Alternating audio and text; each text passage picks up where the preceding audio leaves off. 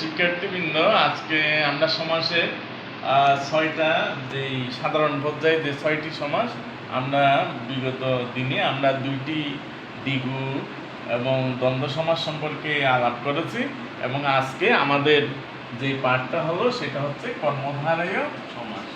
আমরা এখন কর্মধারয় সমাস সম্পর্কে আমরা আলোচনা করব। আমরা কর্মধারয় সমাস সম্পর্কে যে আলাপ করছি, এই কর্মধারয় সমাসের আমরা সংজ্ঞাটি সম্পর্কে আমরা জানব। আমরা এখানে দেখেছি একটা যে চার্টটা আমরা দেখেছি যে এখানে পূর্বপদ পরপদ একটা উদাহরণ দিয়েছি আমি, যে কর্মধারয় সমাসের যদি যেমন এখানে লাল বসন, লালটা হচ্ছে বিশেষণ, বসনটা হচ্ছে বিশিষ্য। তেমনিভাবে কালো হাত, তাহলে এখানে এটা হচ্ছে বিশেষণ, এটা বিশিষ্য। আবার বিশেষণ যেমন চালাক চতুর, দুইটাই বিশেষণ। আবার এখানে আমরা জজ সাহেব, রাজা বাহাদুর, দুইটাই হচ্ছে বিশেষ্য। পূর্বপদ এবং পরপদ দুইটাই হচ্ছে বিশেষ্য। আবার এখানে রক্ত লাল, রক্তটা হচ্ছে বিশেষ্য, লালটা কি হবে বিশেষণ। ঠিক তেমনি হবে আলু, এটা হচ্ছে বিশেষ্য আর সিদ্ধটা হচ্ছে কি বিশেষণ। তাহলে এখানে আমরা দেখতে পাচ্ছি যে পূর্বপদ একটা যদি বিশেষণ হয়, একটা বিশেষ্য,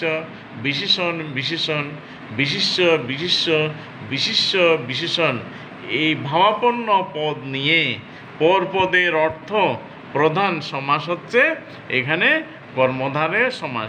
সুতরাং আমরা তাহলে এখানে বলতে পারি, যেখানে সংজ্ঞাটা আমরা বলতে পারি, যেখানে বিশেষণ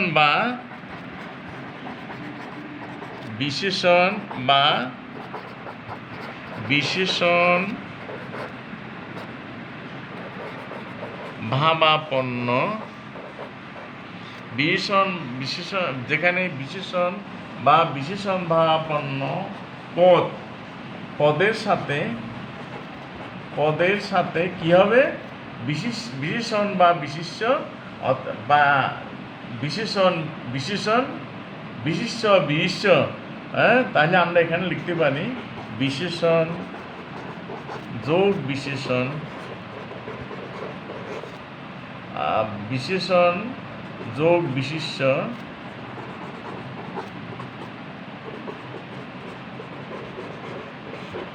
বা বিশিষ্য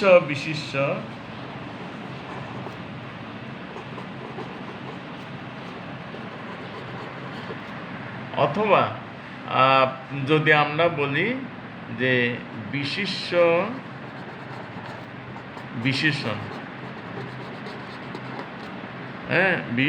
বিশেষণ পদ, আর পরপদের অর্থ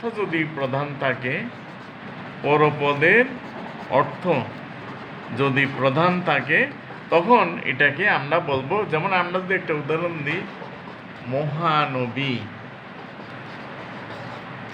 এটাকে বেশ বাক্য করলে আমরা মহান যে নবী, এখানে আমরা দেখতে পাচ্ছি মহান এটা হচ্ছে পূর্বপদ, নবীটা হচ্ছে পরপদ। এখানে কোনটার প্রাধান্য এখানে বেশি পাচ্ছে?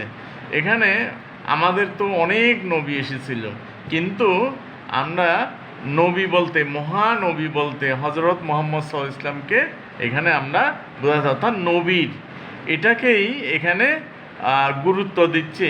পরপদের অর্থটা এখানে কি হচ্ছে প্রধান হচ্ছে, পরপদ প্রধান। সুতরাং আমরা কর্মধারয় সমাসের মধ্যে তাহলে বিশেষণ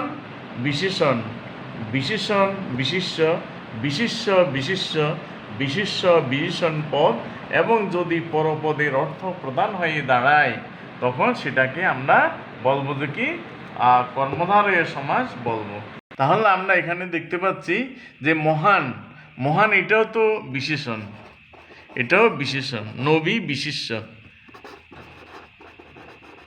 তাহলে বিশেষণ যোগ বিশেষ্য এবং নবীর এটারই এই পদের পরপদের অর্থটা প্রধান পাচ্ছে। এখানে মহানবী যে সমস্ত পদ, এই সমস্ত পদও নবী যে কথাটা আছে যে আমাদের সমাসে, এই নবীটার এখানে অর্থটা প্রধান পাচ্ছে, সেজন্য এটাকে আমরা বলবো পরপদ প্রধান সমাস। তাহলে আমরা আগেই জেনেছি পরপদ প্রধান সমাস। আগে আমরা যেটা আলাপ করেছিলাম দ্বিগুতেও পাচ্ছি, কর্মধারায়ও পাচ্ছি, এবং আমরা তৎপুরুষ সমাস যখন আলোচনা করব তখনও আমরা দেখব তৎপুরুষ সমাসেও ঠিক আমরা পরপদের প্রভাবটা আমরা দেখতে পাবো।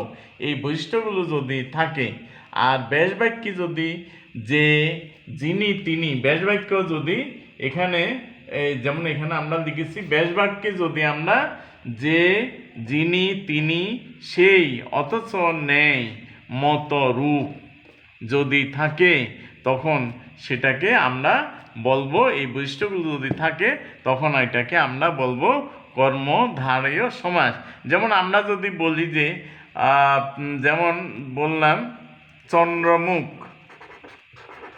চন্দ্রমুখ, মুখ চন্দ্রের ন্যায়, মুখ চন্দ্রের ন্যায়, মুখ চন্দ্রের ন্যায়।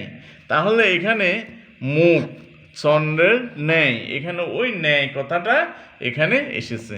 যদি এইভাবে থাকে তখন যেমন আমরা আরেকটা উদাহরণ দিতে পারি, বিষাদ, বিষাদ সিন্ধু, বিষাদ সিন্ধু।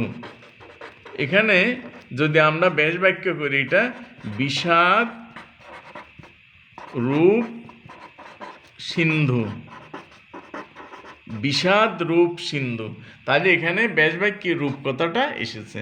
তাই এখানে এইভাবে যদি আমরা দেখি যে রূপ, ন্যায়, যে, যিনি, তিনি, যেমন যিনি জজ, তিনি সাহেব, জজ সাহেব, যিনি জজ সাহেব, জজ সাহেব। তাহলে যিনি জজ, যিনি জজ, তিনি সাহেব। তাহলে এখানেও যিনি, তিনি এসেছে, এবং পরপদের প্রধান অর্থটা এখানে যেমন বিষাদ সিন্ধু, বিষাদ রূপ সিন্ধু। বিষাদ মানে দুঃখ, দুঃখটাকে এখানে কি কম না বেশি, বেশি সিন্ধু নদ, অর্থাৎ সিন্ধু নদের সাথে এখানে তুলনা করা হয়েছে। তাহলে দুঃখটাকে তুলনা করা হয়েছে একটা নদীর মতো, মানে তার যে দুঃখ বেদনা এটার সীমা নেই, সেই জন্য সিন্ধু এখানে গুরুত্বটা পেয়েছে। তাহলে এখানেও পরপদ। এখানেও যদি আমরা বলি চন্দ্রমুখ, এখানে মুখ, মুখটাকে মানে তার যেই মুখটা কিসের সাথে তুলনা করা হয়েছে, চন্দ্রের সাথে তুলনা করা হয়েছে। কোন বিষয়কে তুলনা করা হয়েছে, মুখে। কাজে সেজন্যই এখানে মুখের গুরুত্বটা বেশি। সুতরাং আমরা দেখব কর্মধারয় সমাসে যদি পরপদের অর্থটা বেশি গুরুত্ব পায় এবং বিশেষ্য বিশেষণ যোগে যদি সমাস এটা গঠিত হয়ে থাকে, তখন এটাকে আমরা বলবো কর্মধারয় সমাস। এখানে কর্মধারয় সমাসে তাহলে আমরা দেখলাম ব্যাস বাক্যে যে, যিনি, তিনি, অথচ, ন্যায়, রূপ, এই বিষয়গুলো এখানে থাকবে। দুটি বিশেষণ পদে একটি বিশেষ্যকে বোঝালে, যেমন দুইটি বিশেষণ আমরা যে চারটা দিয়েছি, শান্ত শিষ্ট একজনকে বোঝাচ্ছে, শান্ত শিষ্ট, চালাক চতুর একজনকে এখানে বোঝাচ্ছে, চালাক চতুর।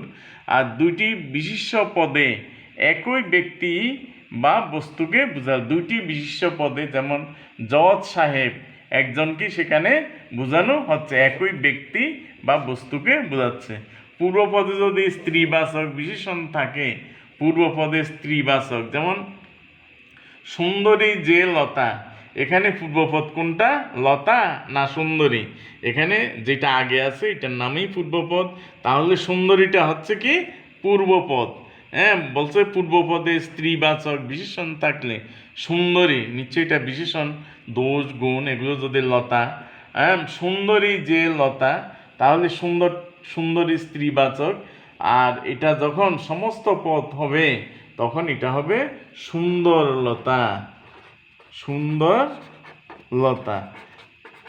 এখানে আমাদের নোট ব্যক্তিকে বহু নির্বাচনী প্রশ্নে এগুলো দেয় যে সুন্দরী যে লতা, আমরা সুন্দরী লতা লিখি, সুন্দর লতা লিখি, লতা সুন্দর, কিন্তু আমাদের মনে রাখতে হবে স্ত্রীবাচক শব্দ থাকলে এটা পুরুষবাচক হয়ে যাবে, এটা মনে রাখতে হবে। বিশেষণবাচক মহান, মহৎ এগুলো থাকলে কি হয়ে যাবে? মহা হয়ে যাবে। যে মহৎ যে জ্ঞান, এটা হবে কি? মহৎটা কি হয়ে যাবে? মহা হয়ে যাবে। তাহলে আমরা লিখব মহাজ্ঞান, মহাজ্ঞান। তাহলে বিশেষণবাচক, মহৎটা বিশেষণ, হ্যাঁ, যদি বিশেষণবাচক থাকে পূর্বপদে তাহলে কি হবে? এই মহৎটা কি হবে? মহা হয়ে যাবে। পূর্বপদে যদি কুবিশেষণ থাকে, পূর্বপদে কুবিশেষণ পরপদের স্বরধ্বনি তাহলে যদি থাকে তাহলে কি পূর্বপদে কু, যেমন কু যে অর্থ, এখানে পূর্বপদটা হচ্ছে কু, তাহলে কু থাকলে কি হবে? কু বিশেষণ, কুটা হচ্ছে কি এখানে বিশেষণ হলো। এবং পরপদে, পরপদটাই কেন হচ্ছে অর্থ। প্রথমে যদি স্বরধ্বনি থাকে অটা স্বরধ্বনি তাহলে হয়ে যাবে কি? কদ। আর এখানে কদটা এখানে হবে দ, কদর্থ, কদর্থ। তেমনি হবে কু যে আচার, কু যে আচার, এটা হবে আচার, যেহেতু এটা দীর্ঘস্বর সেজন্য এটা হবে কদাচার। দয়ের সাথে এটা অ ছিল সেজন্য আকারটা হয় নাই, কিন্তু এখানে আ আছে সেজন্য এটা হবে কদাচার। তাহলে আমরা মনে রাখলাম যে যদি পূর্বপদে কু থাকে এবং পরপদের প্রথমে যদি, পরপদটা এখানে হচ্ছে কি? অর্থ, যদি স্বরধ্বনি থাকে তখন এটা হয়ে যাবে কি? কত হয়ে যাবে। আর এখানে অর্থটা তাহলে কদর্থ হলো, এখানে খণ্ডত, তখন এটা দ হয়ে যাবে। পরপদে যদি রাজা থাকে সমস্ত পদে কি হয়? রাজ হয়। যেমন মহান যে রাজ, পরপদে যদি রাজা থাকে, যেমন মহান যে রাজ, মহান যে রাজা, মহান যে রাজা, পরপদটা হচ্ছে রাজা। আর সমস্ত পদে তখন হয় কি? মহারাজ। তাহলে আমরা জানলাম যে পরপদে যদি রাজা থাকে, মহানটা হচ্ছে পূর্বপদ, রাজাটা হচ্ছে পরপদ, তখন এটা কি হবে? রাজাটা আকার লুপ্ত হয়ে তখন এটা হয়ে যাবে মহা, মহানটা হয়ে যাবে মহা, মহারাজ। ঠিক তেমনিভাবে বিশেষণ বিশিষ্ট যদি থাকে তখন এটা কি হয়? পরিবর্তন হয়ে যায়। যেমন সিদ্ধ যে আলু, সিদ্ধ যে আলু, সিদ্ধটা হচ্ছে বিশেষণ, পরে এটা হচ্ছে আলু, যদি এভাবে থাকে তখন বিশেষণ বিশিষ্ট যদি থাকে অনেক ক্ষেত্রে তখন কি হয়ে যায়? বিশেষ্য পদটা আগে চলে আসে, তাহলে এটা হবে কি? আলু সিদ্ধ। বিশেষণ পদটা পরে চলে গেল, বিশেষ্যটা এখানে চলে আসে। তাহলে আমরা এই বিষয়গুলো জানলাম এখানে বিশেষণ বিশেষ্য, বিশেষণ পদ এবং বিশেষ্য ভাবাপন্ন পদ নিয়ে, এবং পর পদের অর্থ যখন প্রধান হবে তখন প্রধান থাকবে তখন সেটাকে আমরা কর্মধারয় সমাসটা এখানে বলছি। এখন আমরা কর্মধারয় সমাসের প্রকারভেদ, কর্মধারয় সমাসের আমরা প্রকারভেদ নিয়ে এখন আলোচনা করছি। যে কর্মধারয় সমাসকে এখানে 4টি ভাগে ভাগ করা হয়েছে: মধ্যপদলোপী, উপমান, উপমিত, রূপক, কর্মধারয়। এখানে মধ্যপদলোপী, বেশ আমরা যদি যদি বলি সিংহাসন, এটাকে আমরা বিশ্লেষণ করলাম সিংহাসন, হ্যাঁ, এটাকে আমরা যদি বিশ্লেষণ করি তাহলে দেখব সিংহ চিহ্নিত যে আসন, সিংহাসন। হ্যাঁ, এখানে সিংহ চিহ্নিত, এখানে এটা হচ্ছে পূর্বপদ, এটা আসনটা হচ্ছে পরপদ। আমরা লিখিনি, এটা হচ্ছে পূর্বপদ, আসনটা হচ্ছে পরপদ, আর চিহ্নিত যে এগুলো হচ্ছে মধ্যপদ।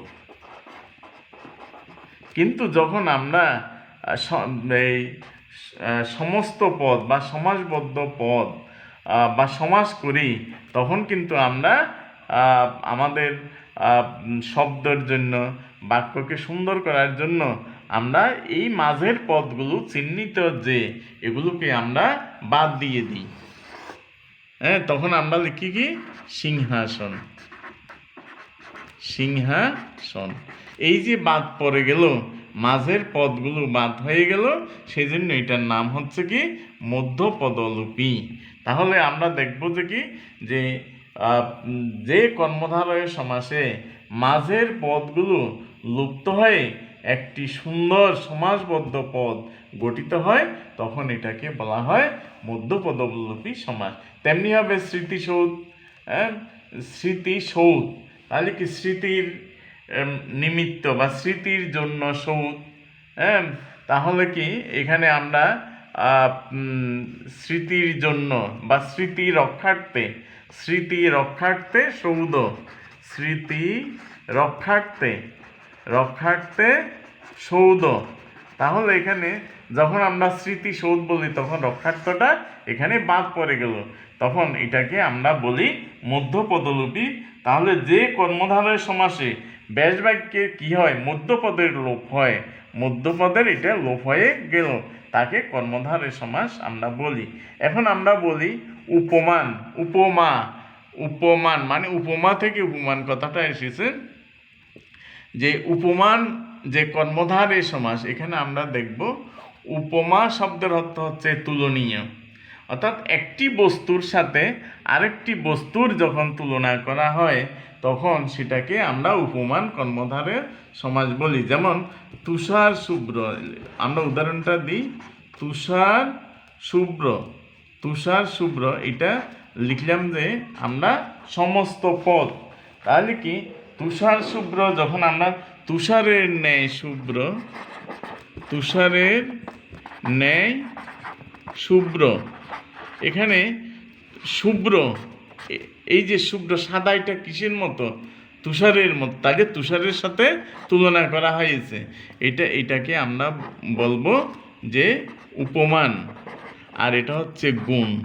যখন গুণবাচক শব্দ নিয়ে উপমানবাচক শব্দের সমাস হয় তখন এটাকে আমরা বলবো কি উপমান কর্মধারয়, উপমান কর্মধারয়। হ্যাঁ, আর একটি বিষয় আমরা বলি যে উপমানবাচক যেই পদটি থাকে এটা কিন্তু আমাদের সামনে থাকে না, এটা হচ্ছে কি পরোক্ষ।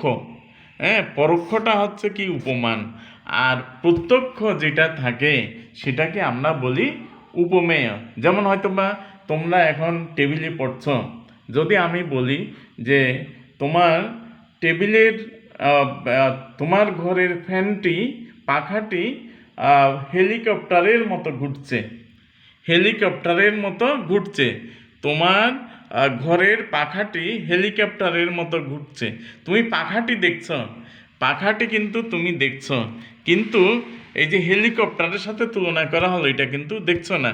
যেটা আমরা দেখি না সেটা হচ্ছে উপমানবাচক, সেটা হচ্ছে উপমানবাচক পদ। আর যেটা আমরা দেখি প্রত্যক্ষ সেটাকে আমরা বলি উপমেয়। সুতরাং এখানে পাখাটি হচ্ছে উপমেয়, আর যেটা আমরা চোখে দেখি না তুলনা করছি ওটাকে বলা হয় উপমান। নিশ্চয়ই তোমরা বুঝেছো উপমান এবং উপমেয়টা কি। মনে রাখতে হবে উপমেয়টা হচ্ছে প্রত্যক্ষ আর উপমানটা হচ্ছে পরোক্ষ। উপমানটা আমরা তুলনা করছি কিন্তু সেটা আমরা দেখি না, আর উপমেয় পদ যেটা আছে সেটাকে আমরা চোখে দেখছি।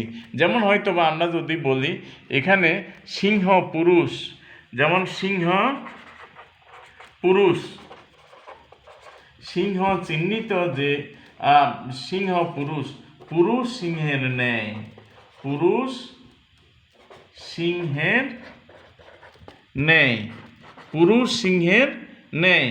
এখানে পুরুষকে কিসের সাথে তুলনা করা হয়েছে, সিংহের সাথে, এটা হচ্ছে উপমান, পুরুষটা হচ্ছে উপমেয়।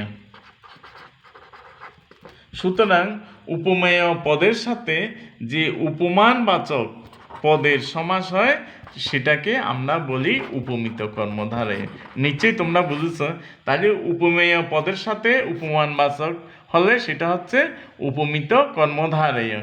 আর যদি উপমানবাচক পদের সাথে গুণের উল্লেখ থাকে তখন সেটাকে আমরা বলবো উপমান। যেমন অরুণ রাঙা, অরুণ রাঙা, অরুণের ন্যায় রাঙা, অরুণের ন্যায়, অরুণ মানে সূর্য, সূর্যের মতো লাল রং, রাঙা, লাল রংটা তুমি দিচ্ছ, কিন্তু সূর্যটা তুমি হয়তো ঘরে বসে তোমার ঘরের যেই সৌন্দর্য এটাকে বলছো যে কি অরুণ রাঙা, হ্যাঁ, রং, তখন রাঙা রংটা তুমি দেখছো কিন্তু সূর্যটাকে তুমি দেখছো না, এটা হচ্ছে পরোক্ষ।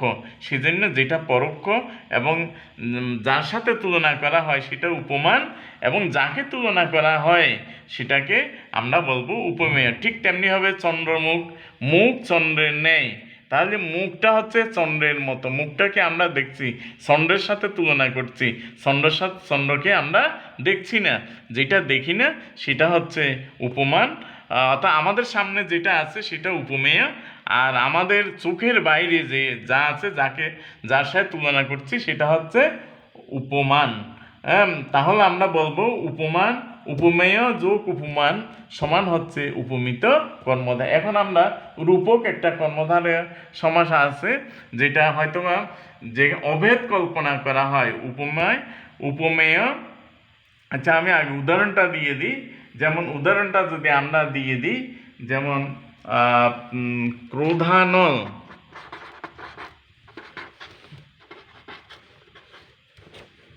যেমন ক্রোধানল যদি আমরা বলি ক্রোধ রূপ, ক্রোধ রূপ অনল, ক্রোধানল, তাহলে এখানে ক্রোধ, যেখানে ক্রোধ রূপ অনল, এখানে ক্রোধ, ক্রোধ মানে রাগ, এটা আমরা দেখছি, একজনের রাগটা আমরা দেখছি, তাহলে এটা কি হবে উপমেয়। হ্যাঁ, আবার অনল, অনলটা কি উপমান। তাহলে উপমেয়ের সাথে উপমানবাচক শব্দ অভেদ কল্পনা করে যখন রূপ আর এইগুলো তুলনা করা হয় তখন সেটাকে আমরা ওইটা বলছি রূপক কর্মধারয় সমাস। এখানে কিভাবে বুঝবো যে রূপ কথাটা সেখানে আসবে? আরেকটা দিক সেখানে উল্লেখ্য যে আমরা যখন হয়তোবা এই যে রূপক কর্মধারয় সমাসে আমরা যখন দেখি ক্রোধ রূপ অনল, হ্যাঁ, ক্রোধটা আমরা দেখছি, অনল এটা কিন্তু আমরা দেখছি না, তাহলে এটাকে উপমেয় থাকবে, আরেকটা থাকবে কি উপমান। কিন্তু একটা বিষয় সেখানে তুলনীয়, সেটা হচ্ছে আসলে এই দুইটার সাথে কিন্তু যে তুলনাটা করা হচ্ছে এটা কিন্তু আসলে অবাস্তব। ক্রোধের সাথে রাগের সাথে যে অনল, অনল মানে আগুনের সাথে যে তুলনা করা হলো, আসলে আগুন দাউ দাউ করে জ্বলছে, রাগ এটার সাথে তো আসলে আগুনের আসলে তেমন একটা তুলনা হচ্ছে না। আর এই রাগের সাথে যে আগুন দাউ দাউ করে জ্বলছে, যখন তুলনা করা হচ্ছে, আগুনটাকে আমরা দেখছি না, অদৃশ্য বস্তু। যখন আমাদের মনে হয় এই দুইটা যে তুলনা করা হলো একেবারেই সেটা মানে তুলনাযোগ্য নয়, হ্যাঁ, তখনই আসলে এটা রূপক এই কর্মধারয় সমাসের। যেমন বিষাদ রূপ সিন্ধু, বিষাদ মানে হচ্ছে দুঃখ, দুঃখটাকে আমাদের সমুদ্রের সাথে তুলনা করা হলো, আসলে দুঃখটাকে কি সমুদ্রের সাথে তুলনা করা যায়? এটা রূপের রূপ হিসাবে এটাকে কল্পনা করা হয়েছে। তাহলে আমরা দেখব যে যেই উপমেয় এবং উপমানের সাথে যখন অভেদ কল্পনা করা হয় যে কর্মধারয় সমাসে, তখন এটাকে আমরা বলবো যে কি রূপক কর্মধারয়। উপমান উপমেয়ের মধ্যে যখন অভিন্নতা কল্পনা করা হয় তখন রূপক কর্মধারয় সমাস এগুলো বলা। আর এখানে রূপ কথাটা ব্যাস বাক্যে কি থাকবে? ব্যাস বাক্যে রূপ কথাটা থাকবে। এইভাবে যদি থাকে তখন আমরা এগুলোকে বলবো যে রূপক কর্মধারয় সমাস। এছাড়াও আরও সংখ্যাবাচক কতগুলো শব্দ আছে দোতলা, উপসর্গবাচক যেমন বিকাল, সর্বনাম হিসাবে বা অব্যয় হিসাবে হয় কুকর্ম, এগুলো আমরা এগুলো দেখছি। তাহলে আমাদের যে প্রধান এগুলো পরীক্ষায় দেয় সেজন্য আমি উপমান, উপমিত, রূপক, কর্মধারয় থেকে অবশ্যই একটা পরীক্ষায় থাকে। তোমরা এগুলো ভালো করে জান। তাহলে উপমানে আমরা বলছি সেখানে উপমানবাচক শব্দ, আর যদি গুণ থাকে তখন সেটাকে আমরা বলবো উপমান কর্মধারয়। উপমেয়ের মধ্যে উপমিত কর্মধারয় সমাসের মধ্যে আমরা দেখব যে কি উপমেয় পদ। উপমেয় মানে হচ্ছে কি যেটা আমরা সামনে দেখি প্রত্যক্ষ, ওইটাই হচ্ছে উপমেয়। আর যেটাকে আমরা দেখি না, আমরা তুলনা করি, সেটা হচ্ছে উপমান। তাহলে নিশ্চয়ই আমরা বুঝতে পারলাম ওই উপমিত কর্মধারয় কাকে বলে, উপমান কর্মধারয় কাকে বলে। আর উপকর্মধারয় দুইটাই কিন্তু উপমান, উপমেয় এবং উপমান, এবং মাঝে একটা রূপ থাকবে, তখন সেটাকে আমরা বলবো রূপক কর্মধারয়। এই বৈশিষ্ট্যগুলো যদি আমরা দেখি তাহলে আমরা কর্মধারয় তাহলে বিশেষ্য বিশেষণ থাকবে, রূপ থাকবে, ন্যায় থাকবে, যে, যিনি, তিনি, এই বিষয়গুলো যখন থাকবে তখন সেটাকে আমরা বলবো উপমান কর্মধারয় সমাস। এবং এর বড় বৈশিষ্ট্য হচ্ছে পরপদ প্রধান হবে। এই বৈশিষ্ট্যগুলো থাকলে আমরা বলবো এটা কর্মধারয় সমাসের কর্মধারয় সমাস। ধন্যবাদ তোমাদের। তোমরা ভালো থাকবে। নিশ্চয়ই তোমরা বুঝেছো। দ্বিতকের একটা অংশকে আমরা বললাম, দ্বিতকের দুইটা অংশকে আমরা বলেছি দ্বিগু কর্মধারয় পরপদ প্রধান সমাস। আমরা তৎপুরুষ সমাস আলোচনা করব, তবে এখানে উপমান উপমিত সমাস নিশ্চয়ই তোমরা বুঝেছো। যে আমরা ক্লাসে আগামী দিনে আরো ভালো করে বোঝার চেষ্টা করব। তবে তোমরা যদি এটা একটু, যেমন আমি উদাহরণটা দিয়েছি যে আমার মাথার বা আমার ঘরে ফ্যানটা হেলিকপ্টারের মতো ঘুরছে, এই উদাহরণটা মনে থাকলে তোমার উপমান এবং উপমান, উপমেয়, উপমিত কর্মধারয় সমাস নিশ্চয় বুঝে। বাস্তবটা হলো আমাদের সামনে যা দেখি প্রত্যক্ষ, সেটা হচ্ছে উপমান। আর আমাদের যেটা বাস্তবটা আমরা দেখি আমাদের সামনে, সেটা হচ্ছে উপমেয়। আর যাকে তুলনা করি আমাদের সামনে নেই, যেটা পরোক্ষ, সেটা হচ্ছে উপমান। উপমানে থাকবে যে কি উপমানবাচক গুণ, আর উপমিতে থাকবে যে কি উপমেয় এবং উপমান, আর ওটাতে রূপ থাকবে। ধন্যবাদ তোমাদের। নিশ্চয় বাড়িতে ভালো করে পড়াশোনা করছো। তোমাদের আগামী দিন তোমরা ভালো করবে এই প্রত্যাশা রেখে তোমাদের বাবাকে সালাম জানিয়ে আমি আজকের যে কর্মধারয় সমাস, এটা নিশ্চয়ই তোমাদের সহজ লেগেছে। ধন্যবাদ তোমাদের। সবাইকে ভালো থাকবে, সুস্থ থাকবে।